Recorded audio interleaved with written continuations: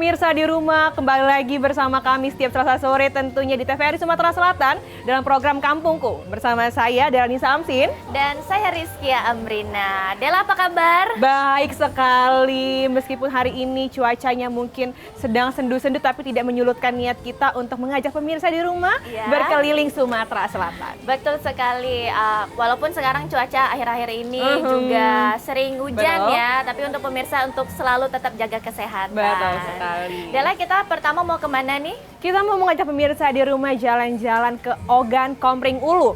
Nah, Kiki, ternyata di Ogan Komering Ulu ini selain menyimpan banyak sekali kekayaan alamnya, namun juga di sini terdapat masyarakat yang sangat kreatif, di mana memanfaatkan peternakan ini menjadi mesin pencari rupiah. Betul sekali, karena memang sampai sekarang kita harus kreatif nih bagaimana untuk memajukan perekonomian, apalagi untuk kebutuhan sehari-hari. Kira-kira bagaimana ketahanan pangan di sana yang ada di Kabupaten Ogan Komering Ulu? Langsung saja ini dia liputannya untuk Anda.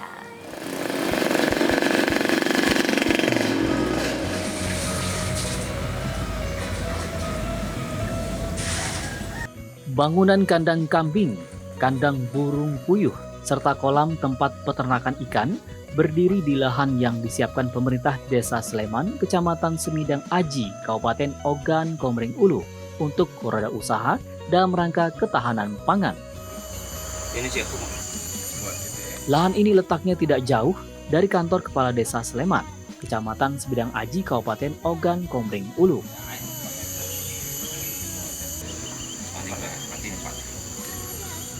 Saat kami mendatangi area lahan yang diperuntukkan bagi sektor usaha ketahanan pangan, memang baru kolam ikan yang usahanya sudah dijalankan. Sementara untuk peternakan kambing serta ternak burung puyuh, baru bangunan kandangnya yang telah berdiri kokoh seolah menggambarkan semangat pemerintah Desa Sleman, Kecamatan Semidang Aji, Kabupaten Ogan Komering Ulu untuk menekuni usaha itu. Saat mengorek keterangan warga Desa Sleman, Kecamatan Semidang Aji, Kabupaten Ogan Komering Ulu, sebagian besar warga di desa ini memang mengandalkan mata pencaharian dari perkebunan karet.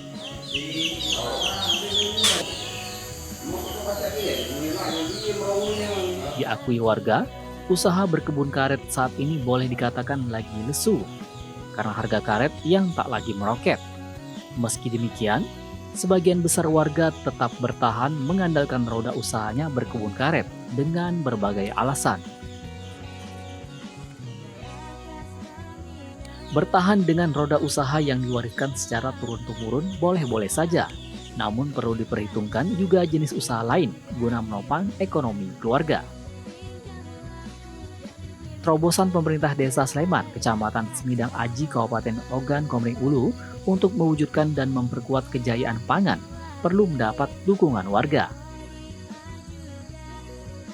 Beberapa warga yang kami temui berkomentar, upaya ketahanan pangan seperti beternak kambing dan burung puyuh serta beternak ikan adalah geliat usaha yang perlu didukung.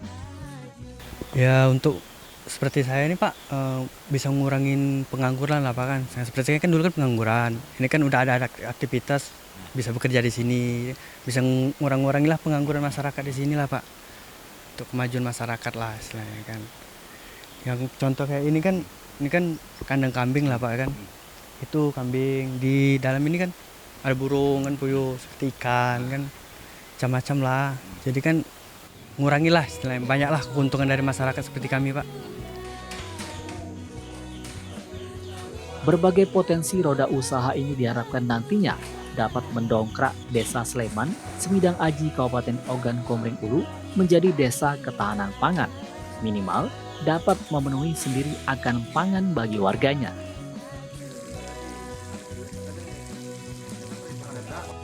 Untuk mewujudkan ketahanan pangan, peran serta masyarakat sangat diharapkan, sehingga penguatan kejayaan pangan dan pengembangan sentra-sentra produksi komoditas pangan dapat terwujud. Tadi akses dulu.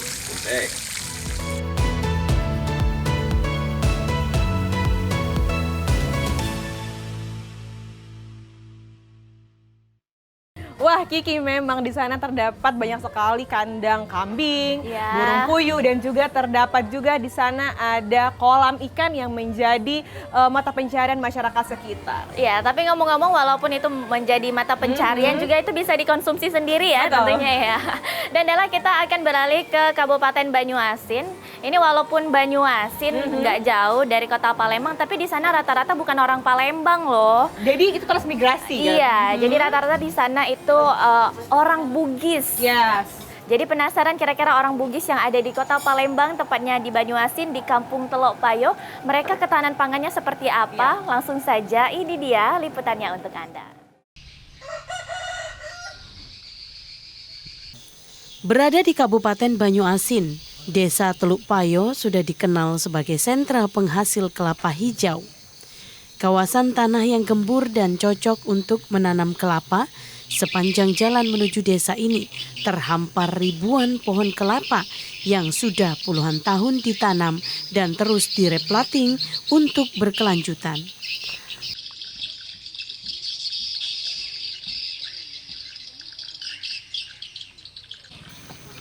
Selain kelapa hijau, warga juga memanfaatkan batok kelapa sebagai bahan arang briket serta isi kelapa sebagai santan.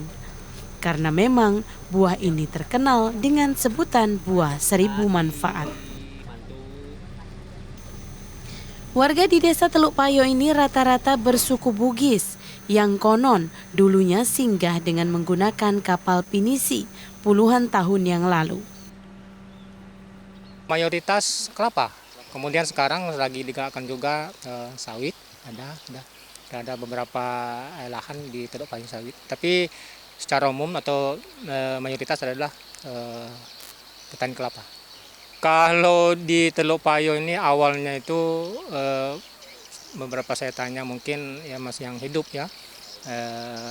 Tahun 1969 sudah mulai itu dibuka. Iya, sudah mulai kita buka Teluk Payo ini.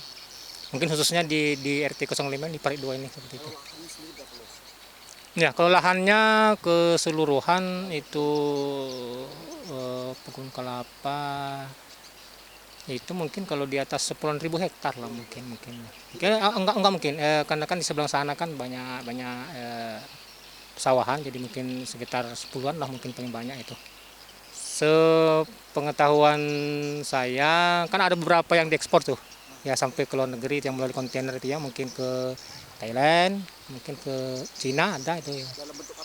Dia kalau yang ke luar negeri itu bentuk bulat, kelapa bulat, ya bisa dikocek itu ya.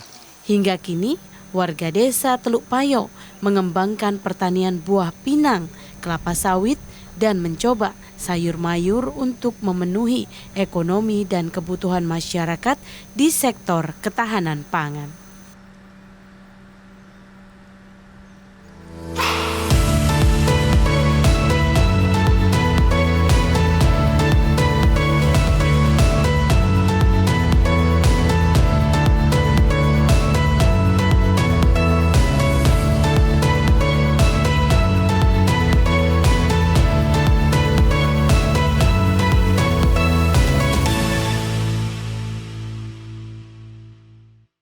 Wow, ternyata memang Kiki, pohon kelapa ini sudah terkenal sekali. Seluruh komponen di pohon kelapa ini memang mempunyai fungsinya masing-masing dan semuanya bermanfaat. Mulai Betul. dari batangnya, akarnya, sampai daunnya. Benar sekali, apalagi di Kabupaten Banyuasin itu Dela, kalau kita ke sana tuh kanan kiri tuh udah banyak sekali pohon kelapa dan juga dimanfaatkan untuk arang biasanya dan juga santan dijual untuk di Kota Palembang. Betul sekali, memang pohon kelapa ini sangat bermanfaat untuk kehidupan sekitar. Nah, pemirsa di rumah, selanjutnya kami masih akan mengajak pemirsa di rumah melihat potensi yang ada di Sumatera Selatan. Ini kita akan beralih sedikit dari Kabupaten Banyuasin yang tadi tempat pohon kelapa, tapi di Banyuasin tetap. Namun kita akan melihat masyarakat sekitar ini memanfaatkan lahan di sekitarnya menjadi peternakan. Betul sekali, peternakan ini banyak bukan cuma sapi, tapi ada ayam, kambing yang memang juga untuk meningkatkan perekonomian warga sekitar di Kabupaten Banyuasin. Langsung saja, ini dia liputannya untuk Anda dari Kabupaten Banyuasin.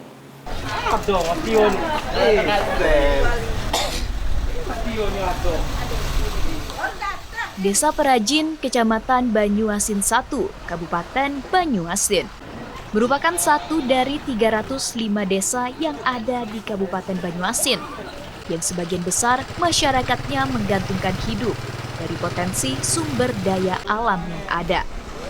Di samping profesi mereka sebagai seorang buruh atau pekerja pabrik. Potensi itu terutamanya berasal dari sektor pertanian, seperti padi serta peternakan, seperti sapi, kambing, ayam, dan bebek. Namun sektor peternakan di sini dinilai lebih unggul dibandingkan sektor pertaniannya. Hal ini dikarenakan jumlah lahan untuk bertani di sini terbilang minim, sehingga masyarakat berinisiatif untuk mencari solusi lain dalam meningkatkan perekonomian mereka. Untuk itu, sektor peternakan mulai dikembangkan di desa ini, khususnya ternak sapi. Mengingat permintaan sapi cukup tinggi, terutama dalam momen Hari Raya Idul Adha, sehingga bermanfaat bagi peningkatan perekonomian warga. Potensi di desa Perajin ini itu meliputi pertanian dan peternakan. Kalau di pertanian kita di sini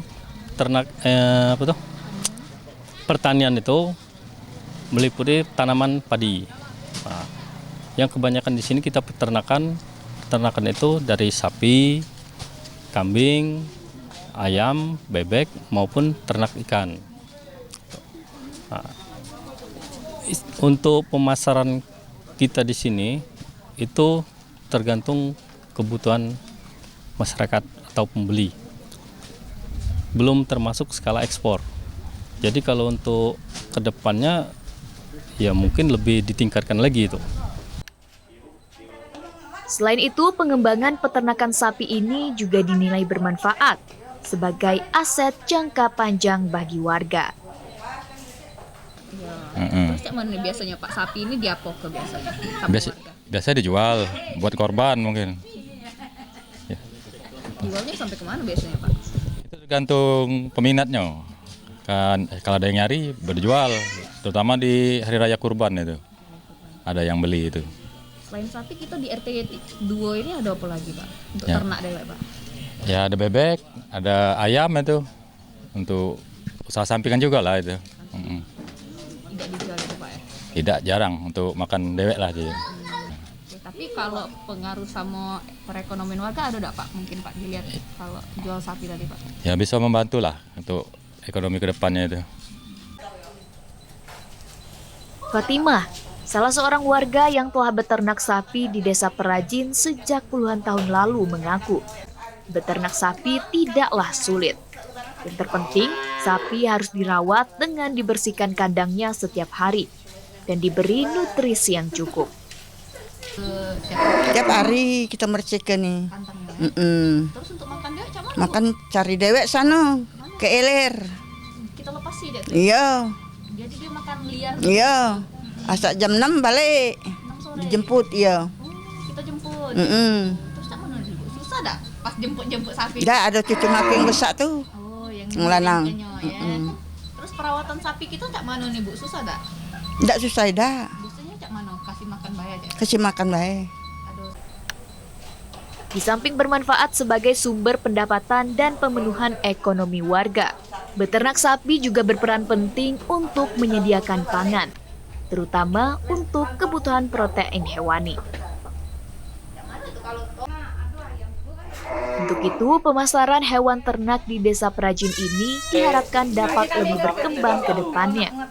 Dengan demikian, kesejahteraan warga dapat terpenuhi dan perekonomian dapat terus bangkit.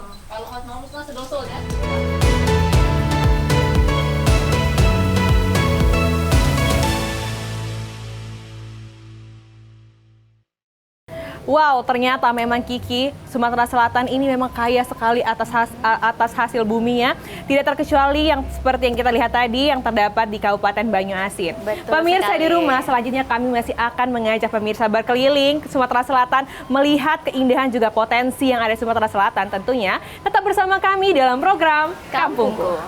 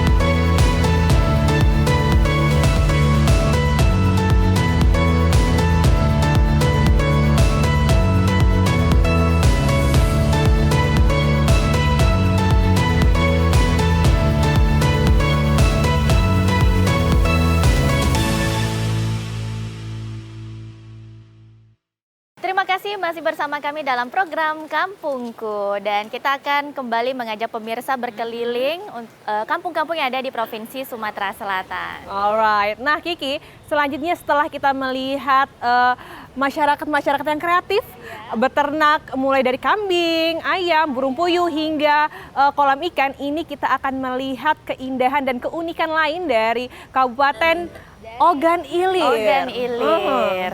Kira-kira Ogan Ilir ini tentunya masyarakatnya juga kreatif, ada juga selain yang sudah kita bahas sebelumnya peternakan, di sini juga ada masalah perkebunan nih. Betul. Nah, biasanya Kiki, kalau jeruk ini kan sangat kental dari daerah Brastagi. Iya. Namun ini juga di Sumatera Selatan terdapat daerah penghasil jeruk, yaitu yang terdapat di Kabupaten OI. Nah, pemirsa di rumah mungkin penasaran sekali bagaimana sih jeruk khas dari Sumatera Selatan, khususnya Ogan Ilir ini. Ini liputan dari Ogan Ilir untuk pemirsa. Puluhan hektar tanaman jeruk siam dapat kita jumpai di Kecamatan Indralaya Utara, Kabupaten Ogan Ilir, tepatnya di Dusun 5, Desa Pulau Semambu. Jeruk siam memiliki nama lain Citrus nobilis, merupakan kelompok jeruk keprok berasal dari Siam atau Thailand. Di negara asalnya jeruk ini bernama Som Kinwan, namun penyebutannya sulit dilafalkan. Masyarakat akhirnya menyebutnya dengan jeruk siam. Bentangan kebun jeruk siam yang menghijau ini milik Pak Usman. Sebelum ditanami jeruk siam, Pak Usman menanami lahannya dengan buah pepaya California dan Hawaii. Pada awalnya, budidaya pepaya California dan Hawaii cukup menjanjikan, sehingga kawasan ini dikenal sebagai sentra pepaya California. Seiring perjalanan waktu, kedua jenis pepaya itu tidak lagi dibudidayakan karena kurang menguntungkan, terlebih pada saat overproduksi. Kami dengar kemarin Bapak nanam kates kan? Iya. Nah, kira-kira ngapung ngubah jeruk? Sulit pemasaran, Pak. Kalau kates. Sulitnya di mana, Pak? Ya, kalau musim hujan kurang laku.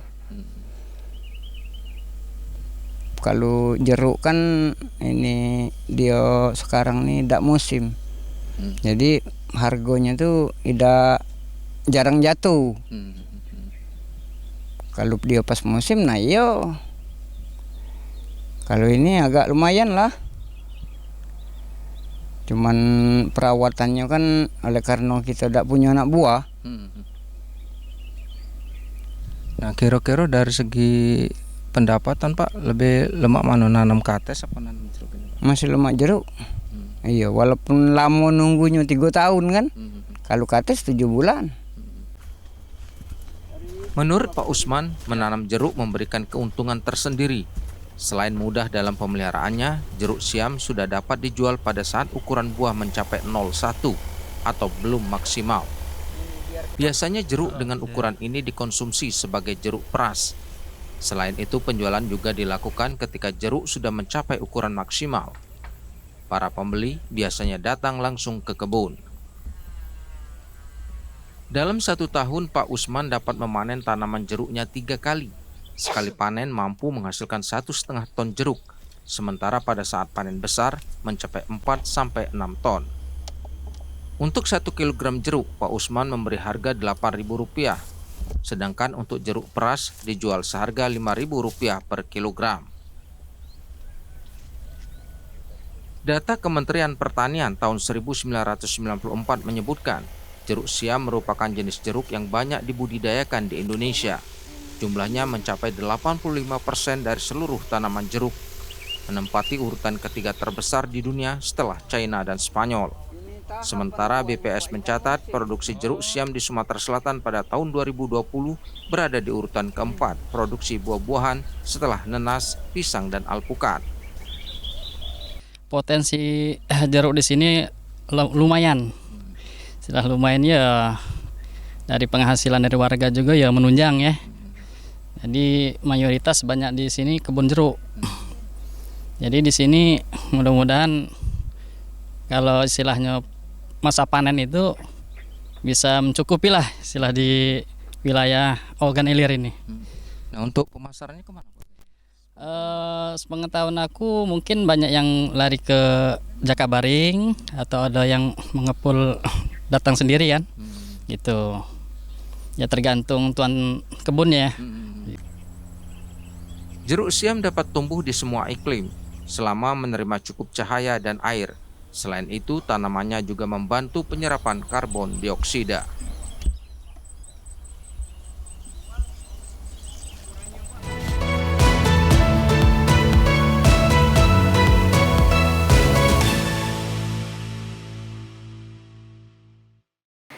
Baik, itu dia tadi Dela jeruk varietas dari jeruk siam.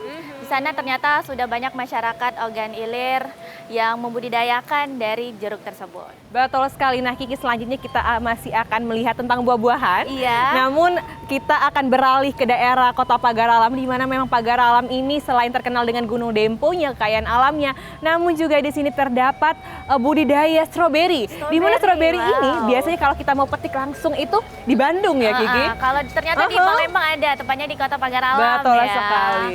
Apalagi kalau sambil menikmati pemandangan dari gunung dan juga cuacanya yang sangat mendukung, sambil petik stroberi itu rasanya vibes-nya agak beda ya. Betul.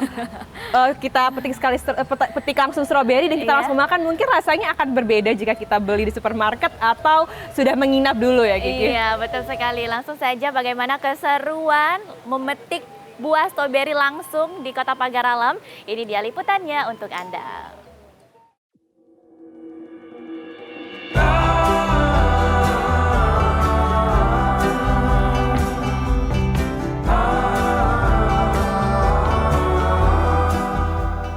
Pagar Alam adalah kota kedua terbesar di Provinsi Sumsel.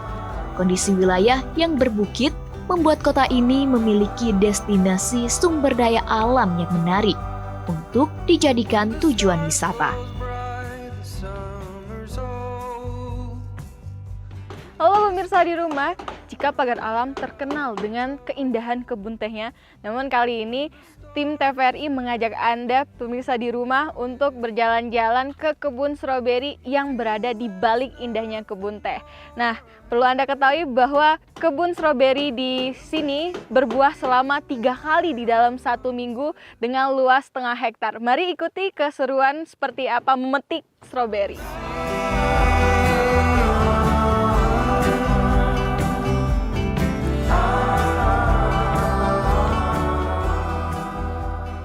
Salah satu destinasi wisata yang menarik ialah kebun stroberi Gunung Dempo yang dikelola oleh warga setempat dengan memanfaatkan kondisi cuaca yang begitu sejuk.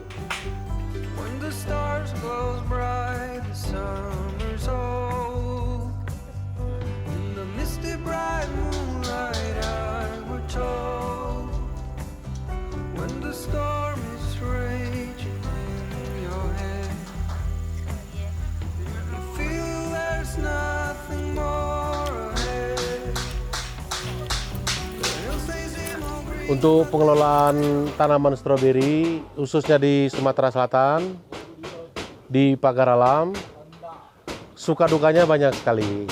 Di antaranya, yang pertama kita belum berpengalaman, kemudian tidak ada pembimbing. Faktor yang ketiga, cuaca tentu berbeda dengan daerah-daerah lain. Hambatannya banyak sekali, terutama pada OPT, organisme pengganggu tanaman. Untuk kebun stroberi, kita tetap berusaha belajar untuk bisa dapat mengembangkan. Tapi tujuan utamanya adalah menarik wisatawan untuk mendukung Kota Pagar Alam menjadi kota wisata.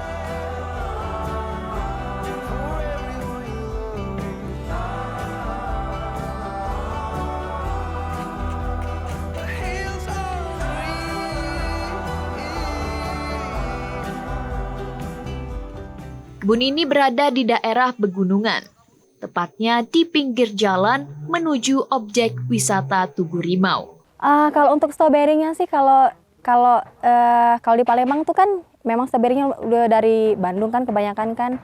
Kalau di sini sih stroberinya sih oke, enak sih, manis gitu kan di sini kan. Masuk ke sini murah kok, 10.000 cuman. Masuk ke kebunnya itu 10.000, nanti kalau kita mau bawa pulang itu bisa kan, bawa pulang itu nanti ditimbang lagi di sana, itu bayarnya per kilo kalau kita misalnya banyak gitu. Lebih dimajuin lagi sih untuk lebih dikembangin lebih banyak lagi untuk kebun-kebunnya ini kan. Mungkin kan di sini kan cuma ada 2 ya, di atas sama di sini ya kebun stroberinya, mungkin ada ditambah-tambah lagi deh, kebunnya itu aja kok cukup. Kebun yang berkonsepkan agrowisata ini hampir sama dengan yang ada di daerah Ciwidey, Puncak, Jawa Barat. Karena para petani di sini terinspirasi dari daerah tersebut. Selain menyuguhkan stroberi yang berbuah segar dan manis, serta pemandangan yang indah menyejukkan mata, kebun ini berada di ketinggian 1.500 di atas permukaan laut. Untuk memasuki wisata kebun stroberi Gunung Dempo, hanya dikenakan tarif sebesar Rp10.000 per orang. Pengunjung bisa memetik stroberi dengan puas dan memakan buah stroberi di tempat. Pengunjung juga dapat membawa hasil petikan buah stroberi dengan membayar per kilogram hasil petikannya, yang dibanderol Rp80.000 per kilogram.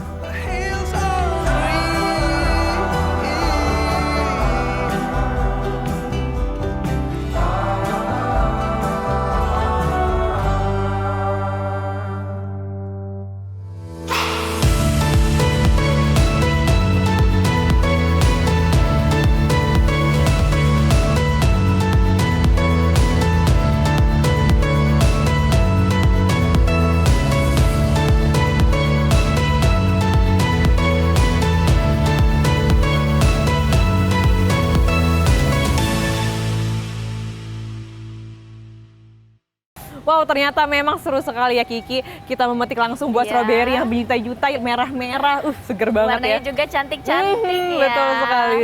Apalagi kalau langsung dimakan tuh biasanya lebih segar dan juga rasanya lebih sedikit manis. Lebih krenyes-krenyes ya pasti ya. Iya, betul sekali.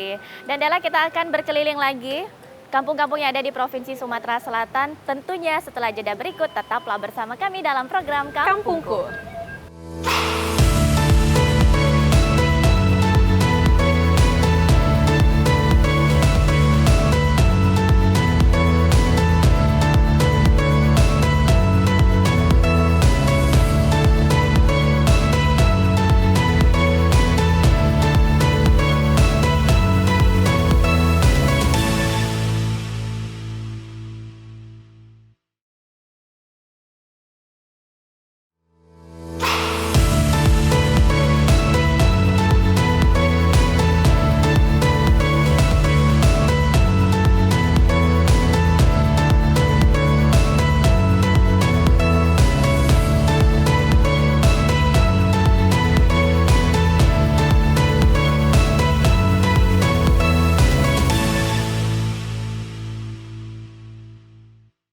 Baik pemirsa, terima kasih masih setia bersama kami dalam program Kampungku.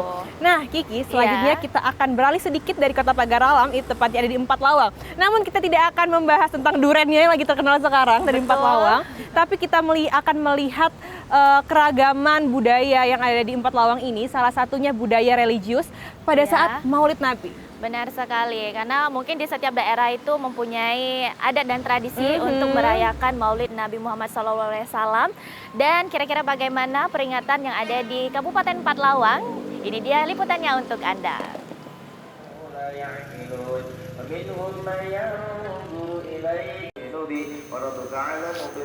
Kawasan Pasar Tebing ini memang begitu kental akan suasana yang religius dan agamis. Masyarakatnya selalu kompak, saling bergotong royong untuk menghidupkan rumah-rumah ibadah seperti masjid. Apalagi di saat momen-momen hari besar keagamaan. Salah satunya yang baru saja diperingati oleh umat Muslim, momen Maulid Nabi besar Muhammad Sallallahu Alaihi Wasallam. Seperti yang dilakukan oleh warga di Kelurahan Pasar Tebing Tinggi, tepatnya di Masjid Jami Darus Saadah yang tidak pernah ketinggalan setiap tahunnya melakukan tradisi khataman Al-Quran 30 juz. Biasanya kegiatan khataman Al-Quran 30 juz ini dimulai sejak pagi hari setelah melangsungkan ibadah sholat duha hingga sore hari menjelang sholat fardu asar.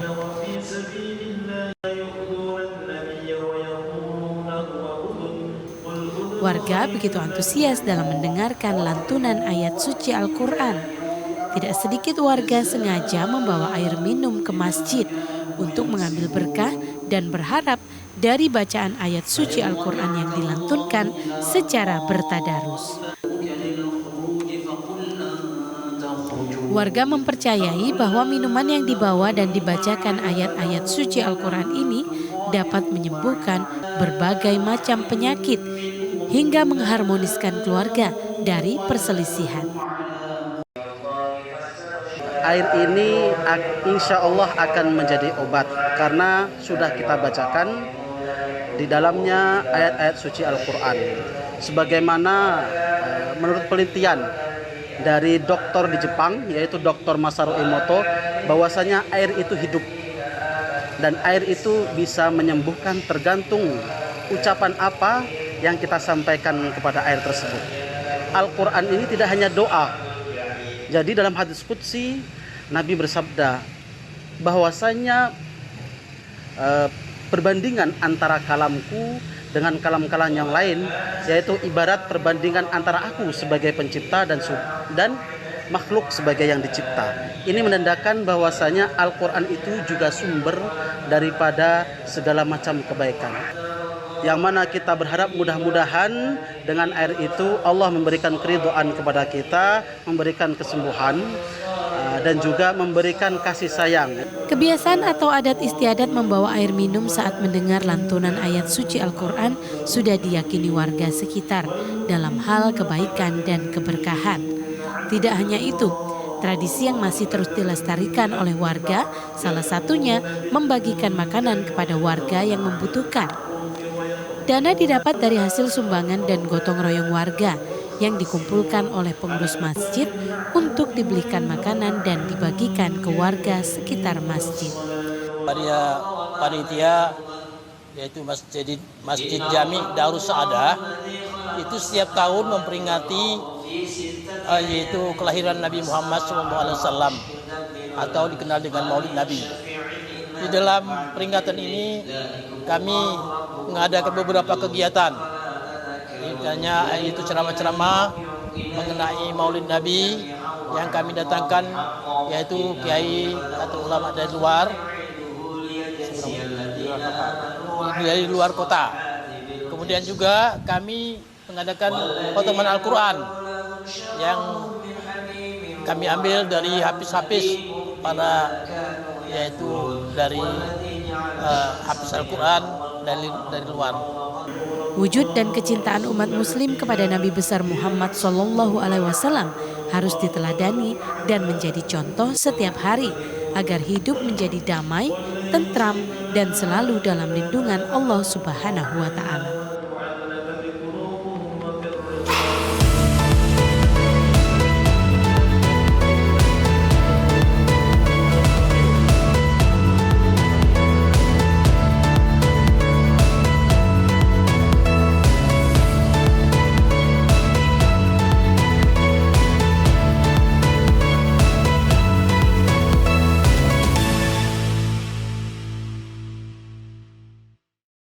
Nah itu dia tadi Dela, ternyata setiap tempat itu memang mempunyai tradisi tersendiri untuk merayakan Maulid Nabi Muhammad SAW. Ternyata di Kabupaten Pathlawang ini banyak sekali masyarakat yang hatam Al-Qur'annya. Betul sekali. Nah, selain kita mendapat keberkahan dari hatam Al-Qur'an, namun juga ada budaya lain dari masyarakat di Pathlawang ini, di mana terdapat ada air yang dibacakan doa, dan air ini dipercaya dapat menambah keberkahan serta menyembuhkan berbagai macam penyakit. Betul sekali, karena kembali kepercayaan masing-masing ya, tapi di sana dipercaya bahwa air yang didoakan jika diminum itu mendapatkan keberkahan tersendiri. Betul sekali. Baik Dela, kita akan balik lagi ke Kota Palembang. Setelah keliling dari Banyuasin, dari Kabupaten Pathlawang, kita balik ke Kota Palembang. Tentunya Kota Palembang mempunyai ciri khas dari tradisional yang ada campuran dari Cina, Melayu, dan Arab. Betul sekali. Dari di situ ternyata ada arsitektur yang tertinggal di Kota Palembang.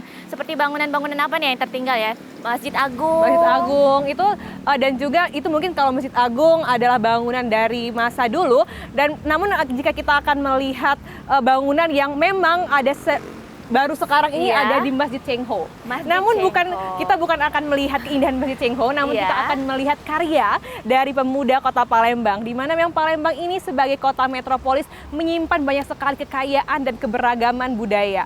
Seperti halnya ini menjadi inspirasi untuk para pemuda di bidang arsitek, mendesain Kota Palembang untuk kemajuan infrastruktur Kota Palembang. Betul sekali, langsung saja ini dia liputannya untuk Anda.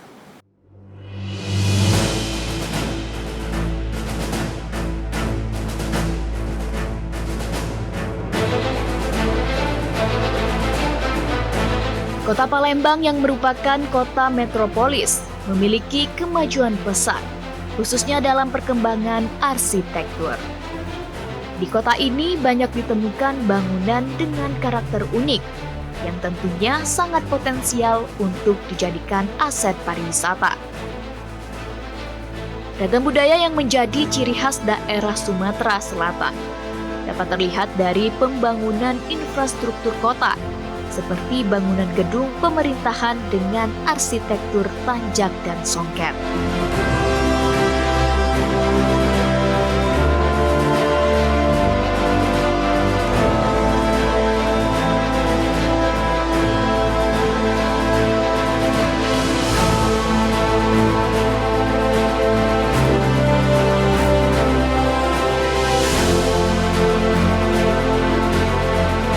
Peran arsitek dalam pembangunan infrastruktur sangat penting, karena desain infrastruktur seperti jembatan, bendungan, bangunan harus memiliki karakter dan dapat mewakili budaya yang menunjukkan ciri khas daerah setempat. Prioritasnya adalah pembangunan infrastruktur. Oleh karena itulah dibutuhkan kontribusi dari adik-adik di sini yang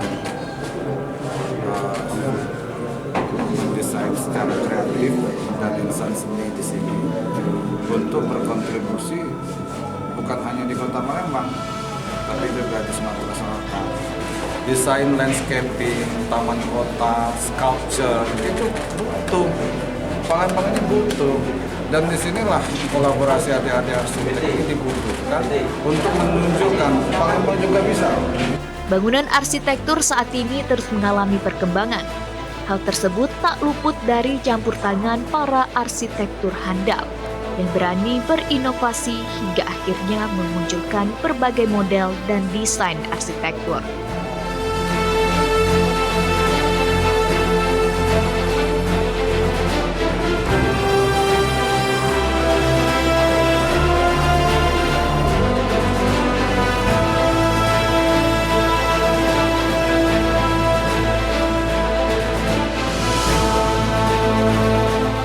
Lini masa menjadi wadah para arsitek-arsitek muda di Kota Palembang untuk menghasilkan karya-karya arsitektur atau seni rancang bangun yang digagas oleh sekumpulan anak-anak muda di Palembang yang bernama Prolog.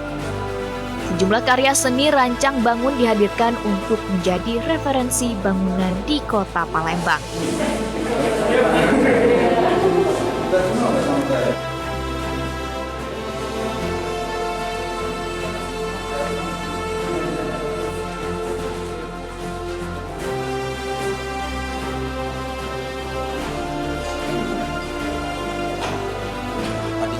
Profesi arsitek dan praktik arsitek yang handal dan profesional harus ditunjang lisensi sehingga mampu meningkatkan nilai tambah, daya guna, dan hasil guna karya arsitektur.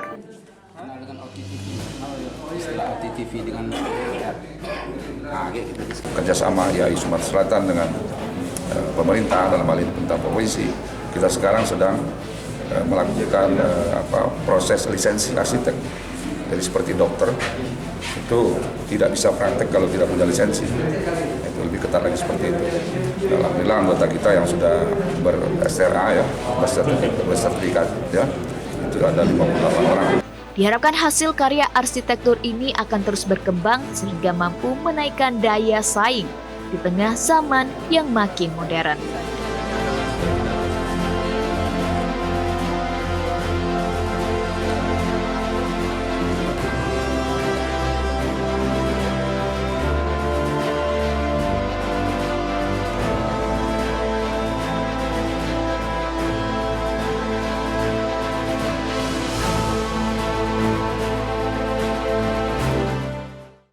Dengan adanya kehadiran masyarakat dan pemuda Kota Palembang untuk kemajuan dan inovasi kemajuan Kota Palembang, tentunya kami juga berharap ini dapat menjadi batu loncatan untuk kemajuan Kota Palembang untuk masa mendatang. Benar sekali, karena pembangunan infrastruktur juga harus dibarengi dengan arsitek yang mempunyai ide yang sangat luar biasa demi juga pembangunan di Kota Palembang lebih baik dan juga sesuai dengan visinya Kota Palembang, Palembang Emas Darussalam. Dan kita akan berkeliling kembali ke kampung-kampung yang ada di Provinsi Sumatera Selatan. Tetaplah bersama kami dalam program Kampungku.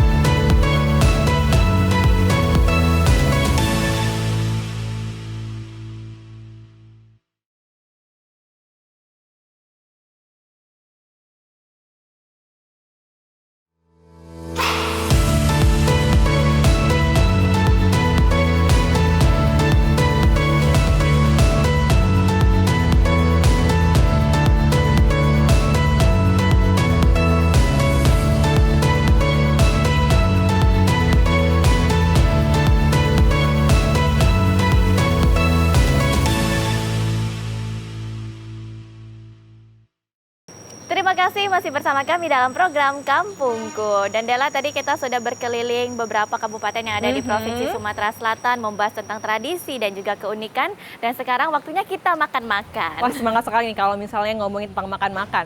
Seperti yang kita ketahui pemirsa di rumah bahwa Sumatera Selatan ini sangat terkenal dan kaya sekali atas kulinernya yang mempunyai ciri khas rasa manis, asam, pedas, dan berbahan utama ikan. Ya, ikan, betul sekali. Kini kita akan membahas salah satu makanan yang sudah dibilang legend ya, apalagi di Kota Palembang dan juga di kabupaten yang lainnya di Provinsi Sumatera Selatan, pindang. Jadi pindang ini juga banyak jenisnya ya, ada pindang meranjat, ada pindang pegagan. Ada lagi kalau kata orang itu pindang sekayu, Dela. Wah, itu kalau pindang sekayu ini sangat terkenal dengan kuahnya yang kental dan juga berbeda. Bahan bakunya itu ada bawang bombay. Benar sekali. Apalagi kalau di Kabupaten Musi Banyuasin atau lagi di Sekayu, mereka itu lebih khasnya menggunakan ikan salai. Ikan yang diasapkan ya, ikan salai. Fish ya. Dan langsung saja bagaimana kenikmatan dari pindang yang ada di Kabupaten Musi Banyuasin, tepatnya di Kota Sekayu. Ini dia liputannya untuk Anda.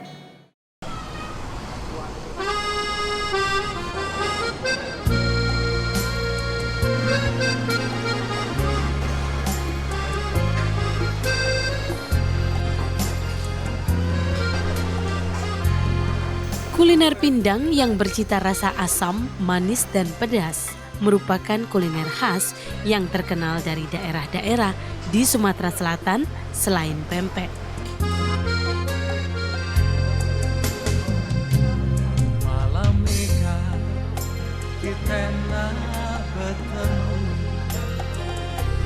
Malam Mega kita nak. Kuliner ini biasanya disandingkan dengan lalapan mentah maupun rebus dan sambal terasi ataupun sambal buah. Cinta kita tetaplah menyatu.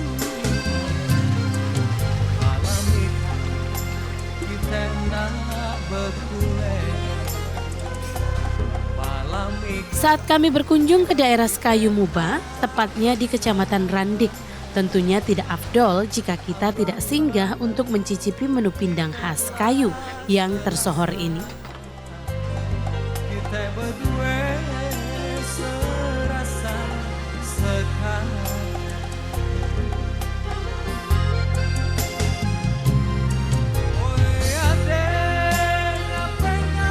Berbagai menu pindang dihidangkan di sini, mulai dari pindang patin sungai, pindang baung, pindang gabus, hingga pindang tulang, dan pindang ikan lais yang merupakan ikan khas dari perairan di daerah ini yang susah didapat.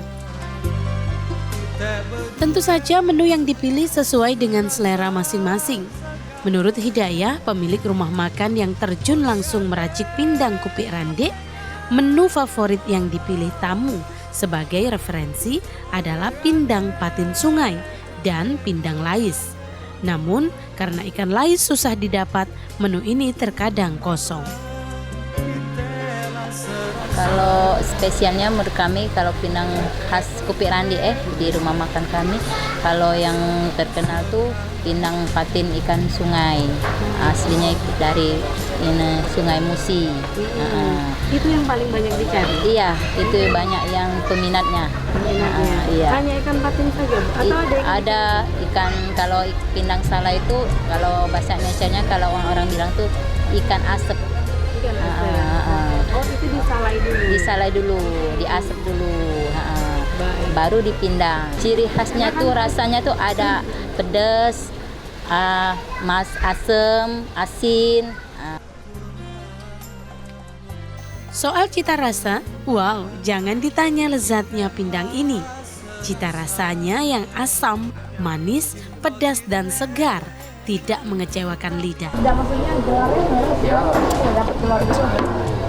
Pemirsa, Sumatera Selatan memang terkenal dengan kuliner khasnya yaitu pindang. Tetapi pindang di masing-masing daerah di Sumatera Selatan seperti pindang Sekayu ini rasanya cukup khas dengan cita rasa pedas, manis, dan juga asinnya. Di Sumatera Selatan memang memiliki banyak ragam pindang sesuai nama daerah. Mulai dari pindang Palembang, pindang Pegagan, pindang Musirawas, pindang Meranjat, pindang Ulu untuk daerah Ogan Komering Ulu, serta pindang Sekayu yang baru saja kami cicip.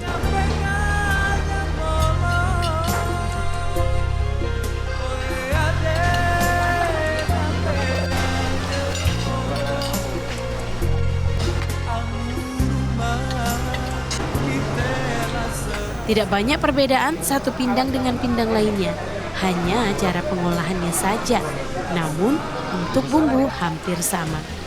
Perbedaan pindang Sekayu ini cita rasa kuahnya ditambahkan dengan bawang bombay serta kuahnya yang lebih kental. Pengunjung yang datang pun tidak dibuat kecewa dengan cita rasanya. Saya sudah sering ya keliling ke kabupaten kota ya. Terkait dengan pindang ini memang ada pindang Musirawas, ada pindang Meranjat ya, ada pindang Komering. Nah, kalau ini kan pindang Sekayu namanya. Pindang Sekayu. Setiap daerah itu masing-masing punya kekhasan tersendiri. Kalau di Muba ini kayaknya dia lebih kental dan dia aroma rempah-rempah dan kadar pedasnya itu lebih tinggi gitu, dibandingkan dengan pindang-pindang di daerah lain. Kayak seperti yang di Komering itu kan mungkin agak lebih manis. Nah, kalau di sini kan lebih cenderungnya ke pedasnya itu. Jika pemirsa tengah berkunjung ke Kabupaten Muba, tidak ada salahnya untuk mencoba pindang Sekayu kupik rande satu ini untuk merasakan sensasi cita rasanya yang begitu khas.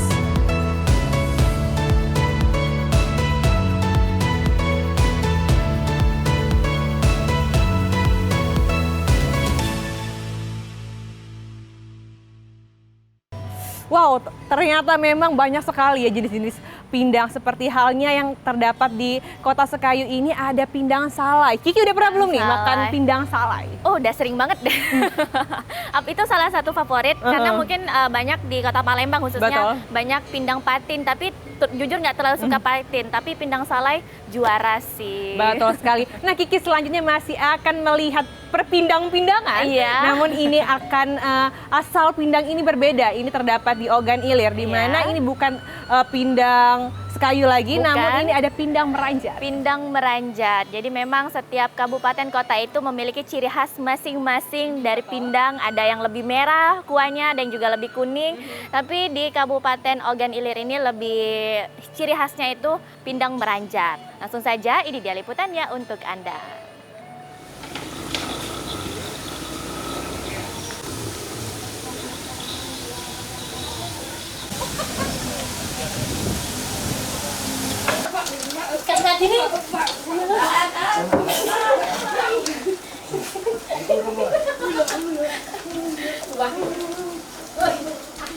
Nah, jika tadi pindang Sekayu memiliki cita rasa khas dengan rasa manis, asam, pedas, serta berkuah kental dengan bumbu penguat seperti bombay.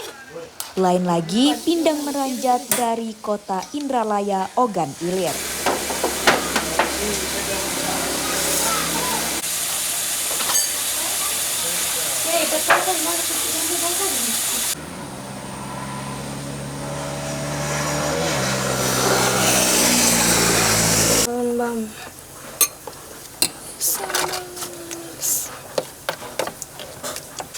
Pulang ya?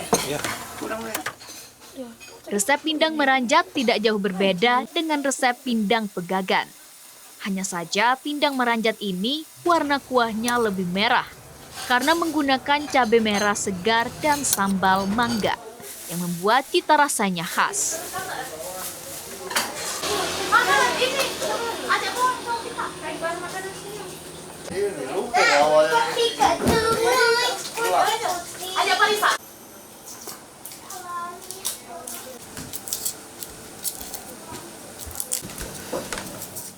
Pindang meranjat di Desa Tanjung Bubuk seperti yang ada di Pondok Pindang Mang Hadi ini menyajikan hal yang berbeda dari rumah makan lainnya, yaitu pekasam yang menjadi menu favorit setelah pindang meranjat.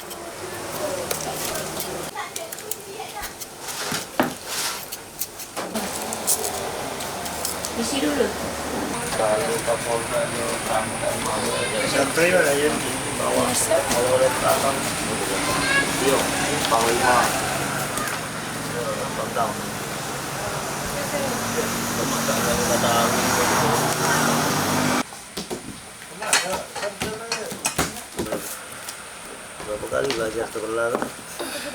Pekasam ikan juga menjadi pilihan menu favorit yang diolah menggunakan ikan segar, nasi, dan garam.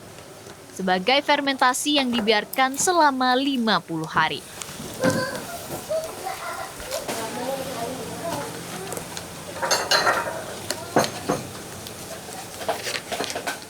Ada pekasam rengkes, pekasam goreng, dan pekasam tumis.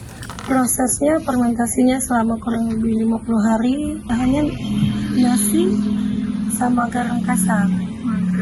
Di Pindang Mang Hadi itu pekasam rengkes, itu bestsellernya. Kalau yang hobi di pekasam itu bumbunya cabai bawang, terus dikukus, dipanggang.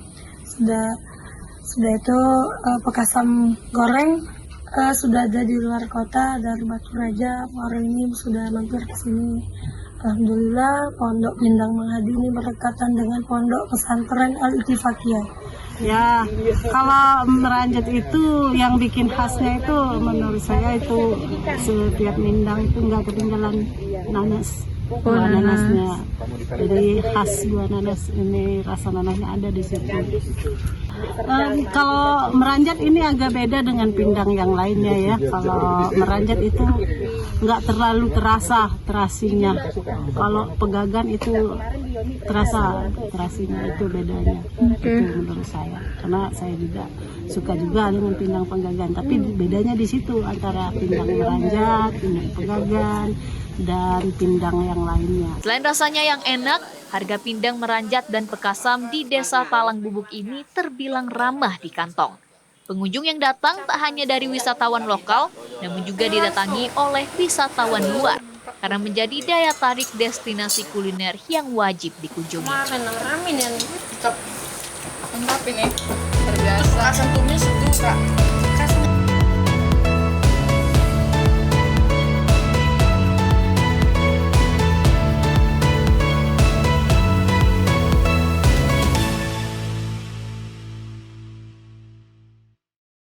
Nah, jadi Dela, selain makan pindang itu ada pasangannya nih yang Lalapan, harus ya harus berkolaborasi ya. Selain lalapan ada juga bekasam. Bekasam, enak banget itu. Pakai pete ya juga enak ya.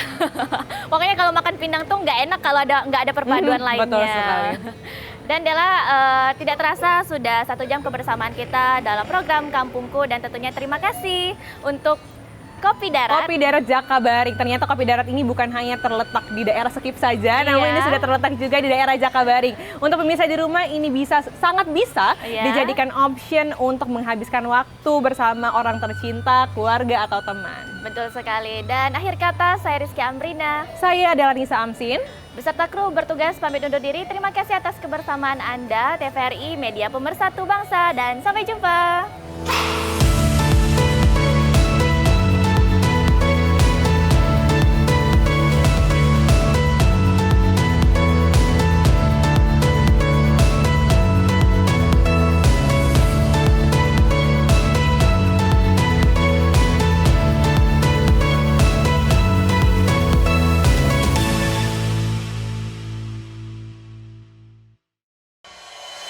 Thank you.